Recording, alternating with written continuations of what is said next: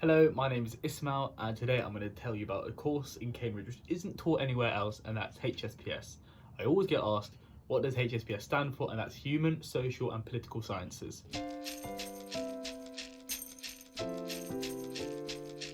HSPS is basically a unique interdisciplinary course where you get to study 4 different subjects in your first year, and those are politics, where you look at the history of ideas, so you look at ideas revolving around democracy or leadership or right to rule. Then you get to study sociology, and that's where you study society in a lot of detail, and you sort of look at very key sociological thinkers. Then you get to do international relations, and that's where you get to sort of look at different theories surrounding why states or countries act the way they do. Finally, you get to do anthropology, and a lot of people come in not knowing what anthropology is, but I think the simplest way to put it is it's the study of humans. I think the great thing about HSPS, especially in the first year, is you get to try everything. So let's say you only want to do politics in your second year, you can just do the politics track. Or maybe you weren't fond of a subject, so you can drop it and just focus on 2. I dropped anthropology to do politics and sociology. Anthropology wasn't really for me. Come in. What? Astrid, who does anthropology in second year, what are you doing here? Well, I'm here to pitch anthropology, I guess. I love anthropology. I think that it offers a really insightful way of looking at the world that you don't get in other disciplines. It provides you with a whole new approach through long-term participant observation. You really spend time with people and sort of challenges the normative assumptions of the world in which we live, and many of the assumptions that we make about society. So yeah, I think it's great, and there's definitely a different approach there. But well, the main thing is you get to try everything, and Astrid gave their piece, I gave mine. Yeah, you can go now.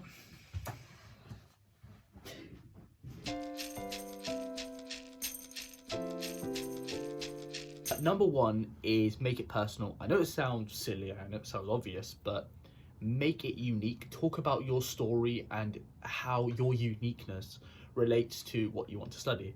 In my case, I spoke about my Moroccan heritage, I spoke about my working class background, and I spoke about my dad's occupation. And I related that to politics. So yeah, number 1, make it unique. Number 2 is talk about supercurriculars. What I mean by this is a supercurricular is basically activities that you do outside of academia, outside of your schooling. So this can be books that you've read relating to your subject specifically, but you don't have to limit yourself to that. I spoke about documentaries that I've watched, I spoke about podcasts that I listen to, so you don't just have to talk about books that you've read. Number 3 is make clear links. Don't just throw in the books that you've read and the documentaries that you've watched, link it. And what I mean by this is, let's say you've read a book and then you want to talk about this book, then you want to talk about a podcast that you've listened to. Link the book to the podcast. What in the book made you want to delve further into a certain topic? What in the book made you want to go to this podcast? Number 4, again, make it personal to you. Do a book which is unexpected, interesting, something which again is personal to you. And number 5 is don't just cram in as many authors and documentaries and podcasts. It's that classic example of quality over quantity. So don't just cram in as many supercurriculars as you want. Number 6, know what a supercurricular is. A supercurricular is things that you do which relates to your subject specifically that you've done outside of schooling or academia. So things like your part-time job at Nando's, it's basically pretty irrelevant. And I would say that is the personal statement advice from me.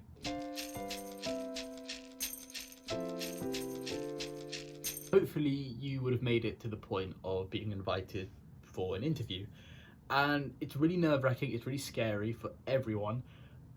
So here's some advice to maybe help alleviate some stress.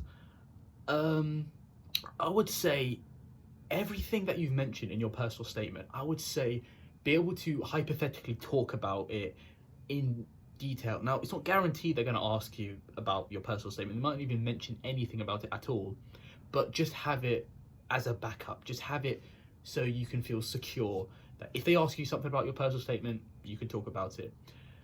2, it's not a test.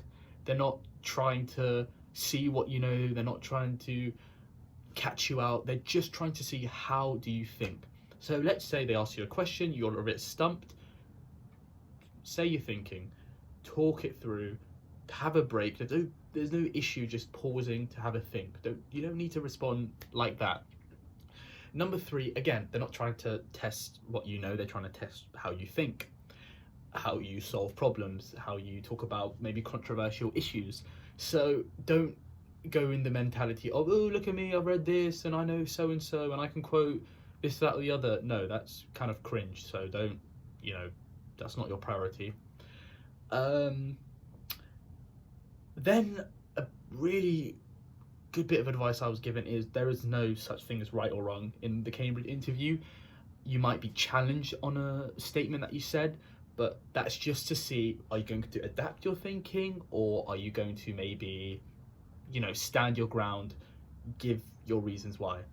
So yes, that's really important. Then I would say, you get 2 interviews for HSPS. So let's say your first one didn't go too well, you have your second one to sort of clean up the act. So you are given essentially 2 chances, so don't be stressed out. The 2 interviews are basically like lessons, to put it simply. And that is, I think, the best interview advice I can give. First and foremost, it has to be said, the workload is intense, but it is extremely gratifying.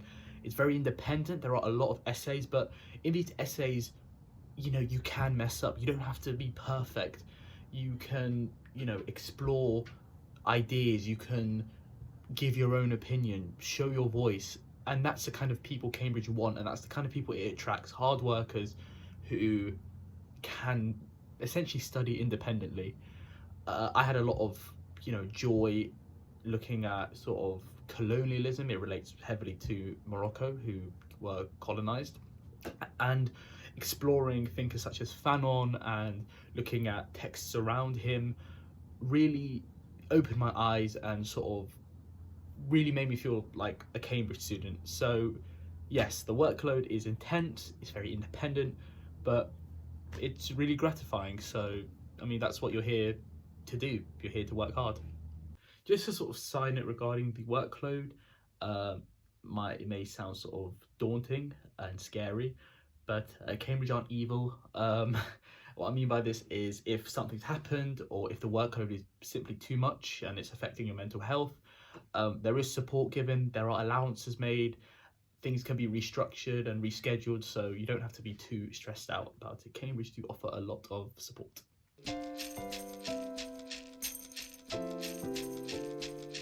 So what can you do now? Well, now you could start by doing your super curriculars. Go read books and listen to podcasts and watch documentaries and go try find some talks. But if you're struggling and you don't really know where to start, I'll give a few recommendations for each subject, and you can sort of go into them because they're very digestible. They're very good intros into every subject. Anthropology, I recommend reading Anthropology, Why It Matters by Tim Ingold. It's a really good starter into anthropology because, again, it's not a lot of people come into HSPS knowing what anthropology is. And it basically talks about human culture, human society, and sort of how anthropology makes you see things in a different perspective. Sociology, the book I'd recommend is Chavs by Owen Jones. It's a very thought-provoking and eye-opening book about class in Britain and how institutions like the media or politicians even demonize the working class to sort of fit their agenda. It's really relevant, and it sort of talks about how classism shapes society today, so a definite must read. For international relations, I would recommend reading The Dictator's Handbook by Bruce Bueno de Mesquita and Alistair Smith. It's probably my favourite book on politics. It essentially tells you why leaders or dictators, both democratic and autocratic, don't think as clearly as we do why they act the way they do, why they act in such simple and short-sighted ways. It's probably one of the most eye-opening books I've ever read, and again, a definite must-read in my opinion. Finally, for politics, I would recommend listening to David Runciman's The History of Ideas podcast.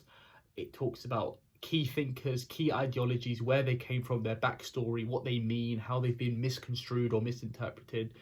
So it's a very good intro into politics, and again, I heavily recommend it. Well, that concludes the video. I hope it's given a good insight into HSPS. I hope it's convinced you, maybe if you are sort of on the fence to apply. I recommend it 100%. Everyone who I know who does HSPS absolutely adores it. I personally love it. I mean, I'm making a video promoting it. So I hope this has convinced you to apply, and I wish you the best of luck with your applications, and thank you so much for watching the video.